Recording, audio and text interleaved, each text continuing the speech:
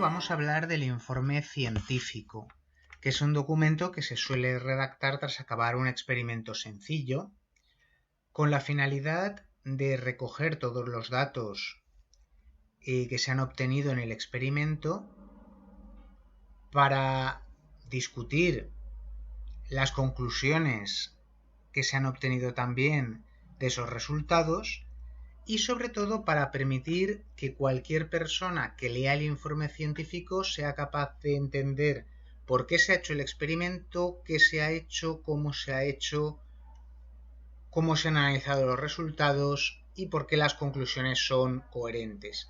Dicho de otra forma, una persona que se leyera el informe científico pero que no hubiera realizado la experiencia debería poder repetir el experimento sin problemas, obteniendo resultados equivalentes. Por eso es tan importante redactar bien el informe científico. Normalmente hay que incluir una portada con el título, el centro, los autores, un índice, una introducción teórica generalmente breve, donde se expliquen los fundamentos básicos del proceso físico-químico que se haya realizado, los objetivos, muy importante, definir uno o más objetivos que sean claros. Luego viene la parte experimental, muy importante porque, repito, cualquier persona que se lea el informe debe entender por qué se ha hecho lo que se ha hecho y debería poder ser capaz de replicar el experimento. Por lo tanto, hay que detallar el material y los reactivos, el dibujo del montaje experimental, el esquema de los pasos seguidos, el protocolo y, por supuesto, el método, añadiendo, por supuesto, las dificultades encontradas, los errores o los problemas que hayan aparecido durante la realización del experimento. Luego viene la parte de resultados y discusión, donde hay que poner todos los datos obtenidos y normalmente se organizan en forma de tablas y o gráficas. Y también los cálculos realizados, todas las operaciones matemáticas que se han llevado a cabo, por qué se han llevado a cabo, cómo, y discutiendo los resultados obtenidos. Finalmente llega el apartado de conclusiones, que suele ser corto. Las conclusiones han de ser claras, concisas y concretas. Son básicamente las ideas que queremos que nuestra audiencia, los lectores del informe científico, se lleven a casa, por así decirlo. Por lo tanto, no debe ser un apartado demasiado extenso. Y vendría a ser un resumen de las discusiones donde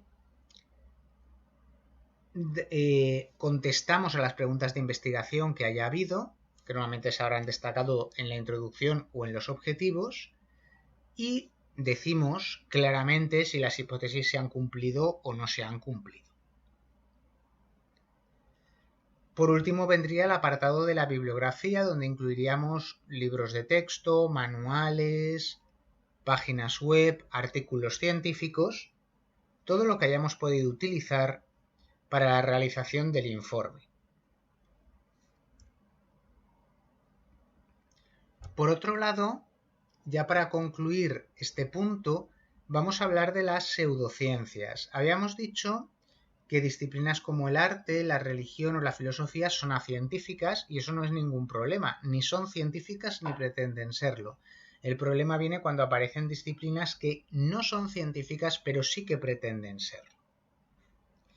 Entonces, toda ciencia auténtica es flexible, se va modificando continuamente. Los científicos dudan, van apareciendo nuevos resultados, nuevas experiencias, nuevas ideas y las teorías se van modificando, matizando. Es decir, el método científico y la discusión de los resultados por parte de la comunidad científica son característicos de las auténticas ciencias. Si hay una actividad, una disciplina que no sigue el método científico, es acientífica. En principio no hay ningún problema. El problema es si, siendo acientífica, pretende ser científica, como es el caso de las pseudociencias y en el ámbito de las ciencias de la salud, las pseudoterapias que pueden ser muy peligrosas. Las pseudociencias pues utilizan terminología científica y también intentan, digamos, enmascarar el vacío de sus contenidos, porque suelen ser ideas obsoletas o incluso absurdas desde el punto de vista científico. Pretenden enmascarar ese vacío conceptual con terminología científica muy rimbombante y con razonamientos completamente ilógicos y repletos de falacias que lo que hacen es intentar despistar a la ciudadanía. Nos intentan despistar haciendo uso de esas falacias y también beneficiándose de los sesgos que todos tenemos a la hora de creernos más o menos una determinada información que nos llega. Así que no siguen un método científico válido, a las pseudociencias no les gusta, por así decirlo, el debate y suelen ser muy dogmáticas. Y se caracterizan por no evolucionar. Tienen unas ideas claras que no van a evolucionar nunca, al contrario de lo que ocurre con la auténtica ciencia. Esto puede ser especialmente peligroso en ciencias de la salud, ya que la mal llamada medicina alternativa, las pseudoterapias, pueden hacer que alguna persona deje algún tratamiento médico que se ha demostrado que sea válido y beneficioso por una terapia alternativa que en el mejor de los casos no le reportará ningún beneficio y en el peor de los casos podría ser incluso más perjudicial aún. Por tanto, hay que tener muchísimo cuidado con estas corrientes que cada vez son más populares en Internet y en algunos foros. Por desgracia, cada vez aparecen más noticias en los medios de comunicación de personas que fallecen o tienen gravísimos problemas por abandonar tratamientos médicos válidos por tratamientos que no son válidos.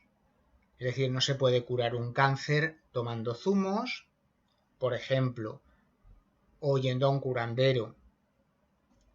En ese sentido, es importante destacar que, como se viene diciendo en este punto, la ciencia no está exenta de error. Hay errores. Incluso en los artículos científicos que se publican a veces se descubren errores a posteriori. A veces son simples errores, otras veces son incluso fraudes.